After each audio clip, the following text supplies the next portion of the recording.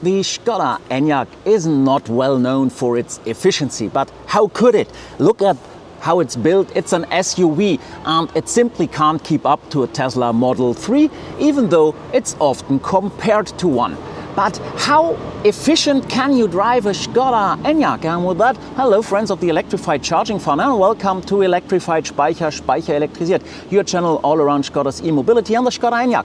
My name is Matthias, and in this video I'm going on my test drive circuit of 160 kilometers highway, national road, country road, through cities, an alpine pass up and down again, so that we have a fine mix of street, and we'll look how efficient I am able to drive the ENYAQ.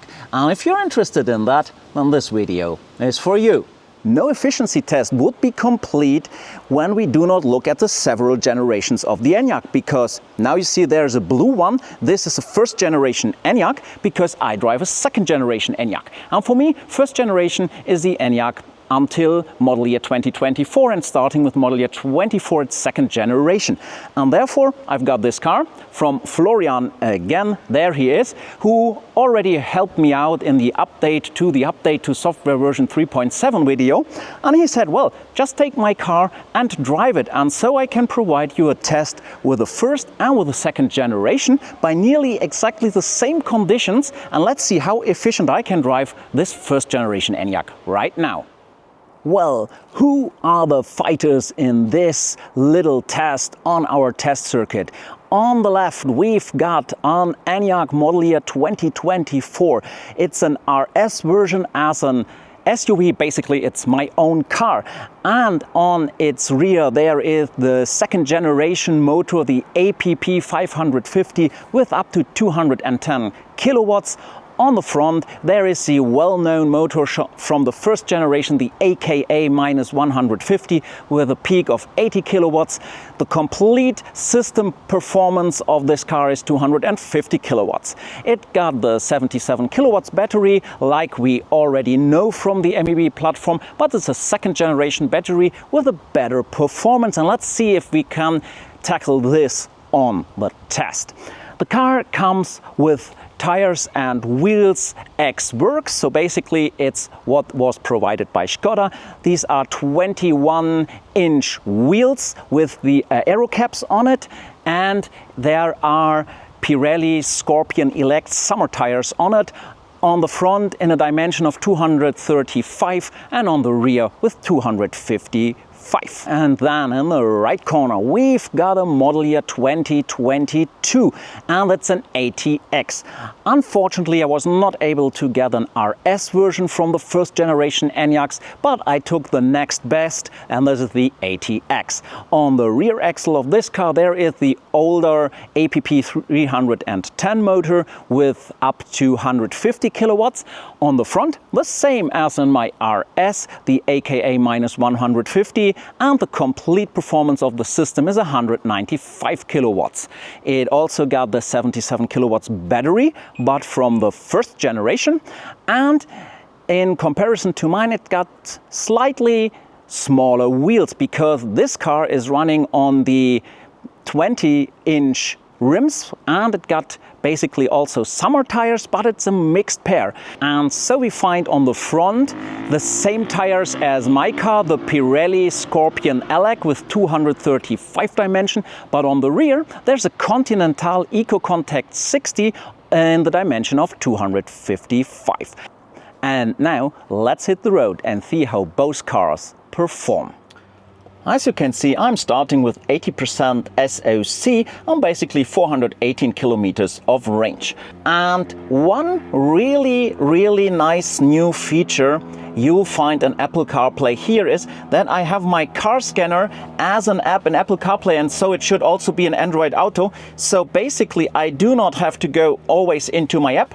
I can simply tap here, and as you can see, I am able to select my dashboards like this one for this ride, and there are all the values. See, we've got it cozy outside, nearly 27 degrees, and the battery temperature is at 22. I wish it would be a bit more, but yeah, That's perfectly fine. And down here, this is something we do for this video as well. You see the total charge and discharge, and we look how much energy regeneration we can do on the route. I will start with this ENYAQ the same as with my own one, 80% SOC, a range of 295 kilometers. That's not even near the 417 kilometers, but it always depends on how you are driving. And here, the same circuit, we are always driving from Mels down here up to Davos, then to this and back to Mels. And of course, I've resetted the counters here. I will do the reset once we are driving. And now let's look at the stats from the car. Here you've got the car scanner data, and there you go. We also measure how much is possible on regeneration here. Yes, these numbers are way higher than mine, but this is an ENYAQ which is rather old compared to mine. Mine is some month and this is some years. So let's have a close look to those values, and now we hit the road. But let's have a quick look at the complete route here in Google Earth, because then you get a better feeling of what I am driving there. So let me quickly show you the track. Here you go. Basically we start off here in Mels, and the whole part after we hit the highway here, the highway 13 to Landquart is highway, and on our way back from Domat Ems up to Mels, passing Kur and stuff like that, you also have Swiss highway. This is 60 kilometers from the 158 kilometers with a 120 speed limit on the highway. Then when we start driving here from Landquart all the way through the Prättigau up to Davos, and here is the Alpine Pass, by the way, and then from Davos all the way down here, passing Albula until to this is National Road, Country Road. Basically on this road there is mostly 80 allowed, or sometimes 60 kilometers an hour. And this part is 75 kilometers of this journey. Then down here, from Thusis up to Domat Ems, this is country road as well, but on this road mainly it is allowed to drive 100 kilometers an hour. And no, it does not go over the hill. Here is a tunnel you drive through, and this is around 15 kilometers, which leaves us with around 8 kilometers for towns like Thusis, Davos and some here where 30 and 50 kilometers allowed, and this gives you a better impression what we are driving here. And by the way, if you are now asking yourself, how did that guy get Google Earth into the car? Well, it has to do with a little box down here. I will do a video on that because I get quite often asked, how do I bring streaming services into the ENYAQ like Netflix or Disney Plus and stuff like that? How can I play games, or in case, how to show Google Earth to you?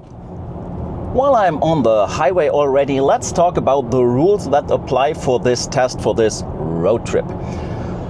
Basically, the first thing is I'm allowed to switch between driving modes as much as I want, so using D or mode B to my delight. The assistance is also up to me. If I want to use the travel assist like I'm already doing here on the highway, then it is fine, but I can deactivate it anytime. All other assistance systems like lane assist or adaptive cruise control are active. Then also I use the driving profile Eco, which reduce the power output a bit, and also the climate, the AC. But to be clear on this, the AC is on, but only in the wind profile gentle. This is enough and is set to 21 degrees. One important thing is that I am allowed to reduce the maximum speed, but at no time I'm allowed to become a traffic obstacle for anyone. And basically it goes like this: where is 20 and 30 allowed, I have to drive 20 or 30. Where it is 50, I'm allowed to drive 40 but not less. Where it is 80 on the national road and country road, I'm allowed to drive 60 or more, and on the highway where it is 120, I'm allowed to drive 100 but not less, because I do not want to stretch all of this. It's still a bit of driving with comfort and not hypermiling at all costs. But I think when you drive a bit conservative, this is a quite good rule set for this road trip. And by the way, I'm also allowed to listen to music. Simply due to copyright reasons, it's not turned on right now. I reached my first stopover. As always, I'm in Davos, and you can see quite a lot of energy has been used, down to 61% SOC and 335 kilometers. And if you look at the data, you see consumption average of 25.1 kilowatt hours 100 kilometers, which is not bad. Average speed is around 60 kilometers an hour, which is quite normal when we drive up to Davos. And we should not forget about gaining 1,200 kilometers of altitude driving up to Davos. Let's look here. As you can see, the battery is up to 24.5 degrees, 2.5 degrees up. And even in Davos, we have 27 degrees Celsius, so quite warm. Now let's look down here to the discharge and charge and to those values. But to be honest, you cannot regenerate lots of energy if you're driving up to Davos. Basically, it goes all the way up. There we are. We hit Davos with 25.9 kilowatt hours 100 kilometer. It just jumped over to 26. So we needed an hour. So basically 59 kilometers an hour. This is good. With my model year 24, I needed a bit longer. Over there, we have an SOC of 58%. And now let's look at the stats from the car scanner. You see, we've got a battery temperature of 30 degrees, so at the optimum for the first generation ENYAQ battery, and outside it's 23. This is perfect testing condition. You cannot have it any better. And down here, we look at discharge and charge and can see, yes, we've discharged a lot basically because we drove up and we charged only few, but this will change when we now go down to Tuzis. So if you don't hypermiling, Matthias, what are you doing to keep your ENYAQ as efficient as you can do it? Well, there are certain rules which also apply to all other cars, but there are certain specifics to an ENYAQ or an electric car. Well, first off, energy not spent is of course the best energy. So basically, if you do not need the energy from your battery, this is the best way to preserve it. So this means if there's some kinetic energy for going downhill like we do here, you may then use it instead of hitting that driving pedal. You do not always have to accelerate, but sometimes you have to. And if you have to, then do it gentle. Don't push the pedal too hard, even if it makes fun, because more often you over accelerate and then you need to brake or regenerate with an electric car. So do it gentle.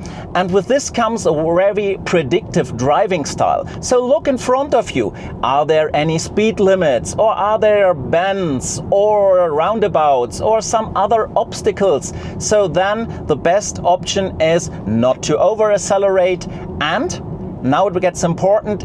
If you do this predictive driving, the best thing you can do then is to let your car roll or glide or sail, whatever you use for this. Because sometimes people say, but if you drive electric, you should regenerate. Yes, you should, but it's way more efficient to let roll, and only if you still got excess energy and then you need to brake, then the next thing kicks in, and that is regeneration.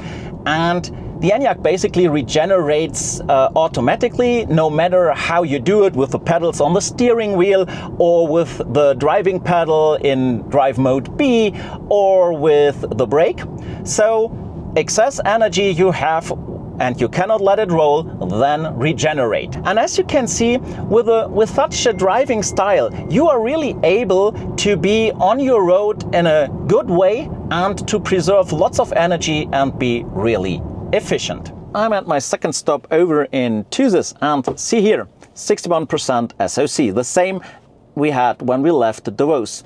The distance I can still travel is a bit lower than in Davos, but if we look at the stats here, you see we drove now over 50 kilometers, so basically 58 kilometers, and have the same energy in the battery. So we used the regenerated energy for driving over 50 kilometers. So basically that's the reason why we're down to 14.4 kilowatt hours 100 kilometers.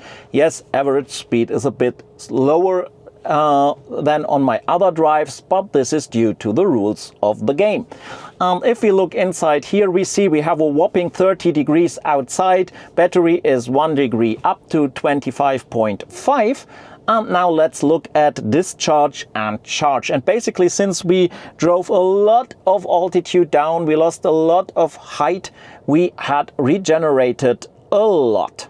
We are in Thusis and the stats are really good. I can tell you that, and now I show you 15.0 kilowatt hours, 100 kilometers. This is a really good value.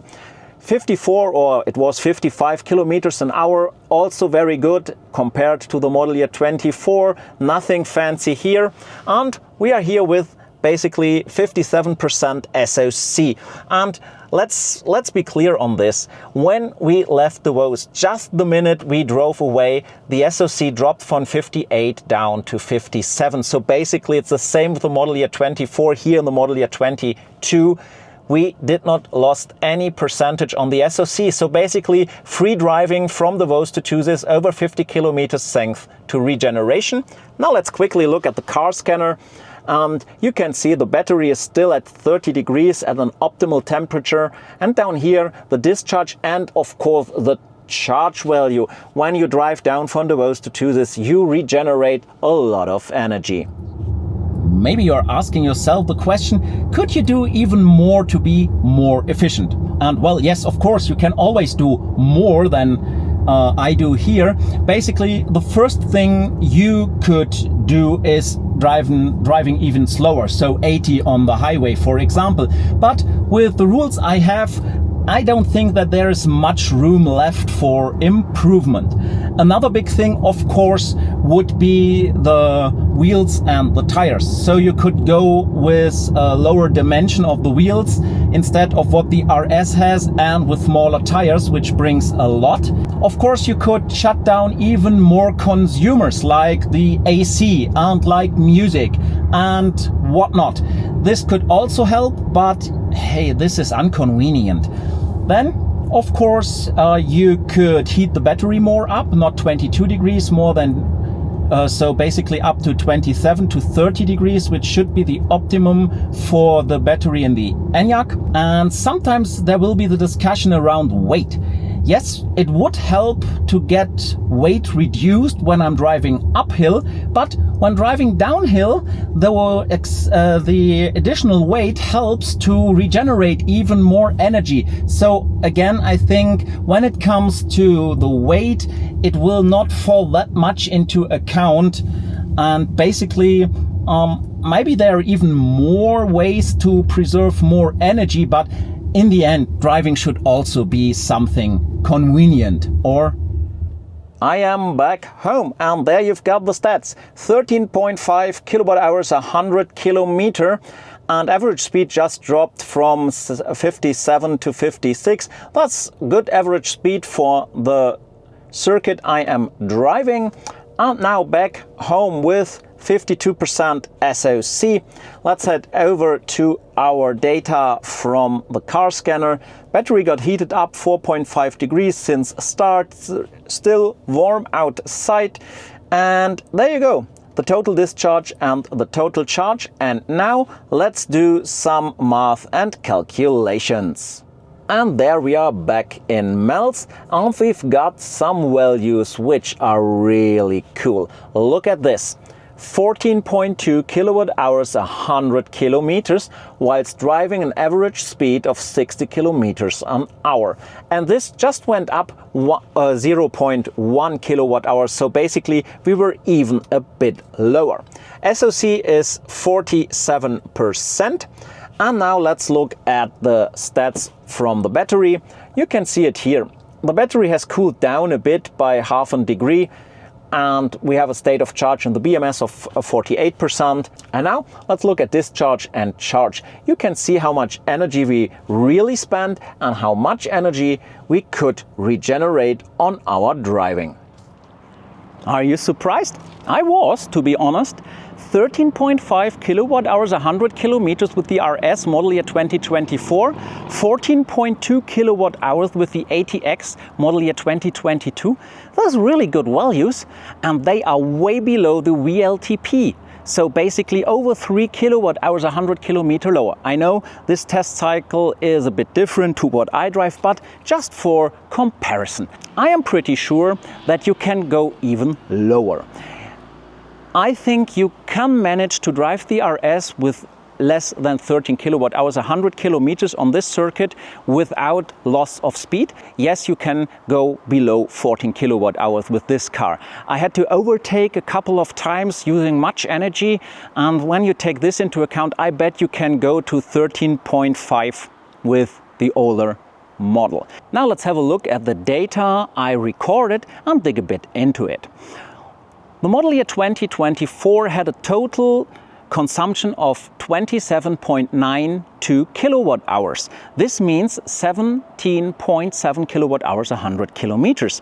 And the model year 2022 even got a bit more, 28.92 kilowatt hours, just exactly 1 kilowatt hour more. And this is 18.3 kilowatt hours, 100 kilometers. Are the board computers wrong?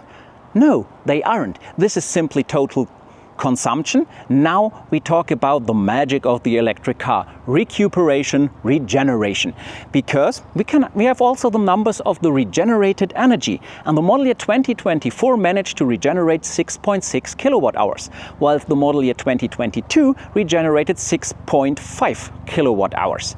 And if you now do the math with all of this, you understand why I could drive from Davos to Thusis without using any energy from my battery. I simply spent the energy from the regeneration. So I drove these over 50 kilometers basically something like free.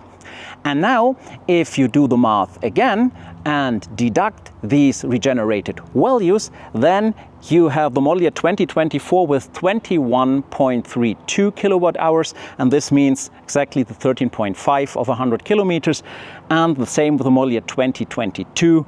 This is when you deducted 22.38 kilowatt hours for the total drive, and so 14.2 on 100 kilometers.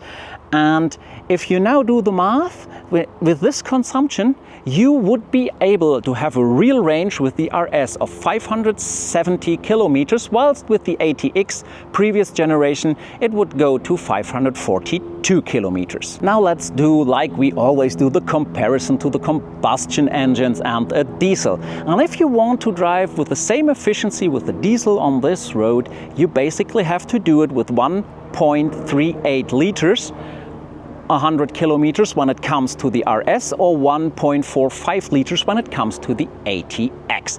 And yes, a diesel engine or a combustion engine has an unfair disadvantage, doesn't it have? It has to use exactly more energy like the electric cars have when going uphill, but can't regenerate any when going downhill. Well, it can drive without much consumption, but the rest of the energy it can't convert back, so basically it goes into heat and dust. Now you might think, well, don't take a diesel, take a plug-in hybrid. And are you interested in that? Should I try to get one of the new plug-in hybrids from Skoda, like the Kodiaq iV or the Superb iV, which have an electric range of over 100 kilometers, and do the same test track? If so, write me in the comments and I will try to get my hands on a car like this. And another thing could be that you are now screaming, yeah, you've done it in summer again. You always do something like this in summer. Of course, it's efficient and stuff like that. And please be assured, I will repeat this test in the harsh winter time here in Switzerland as soon as we have winter again. I will do it with my RS, and I hope that Florian will help me out with his ATX again. And then we look at the same thing in winter. And if you like that video, give it a thumbs up. Consider to subscribe so you don't miss out any videos, especially the winter test video then. And I hope to see you in my next video. Until then, stay full of energy.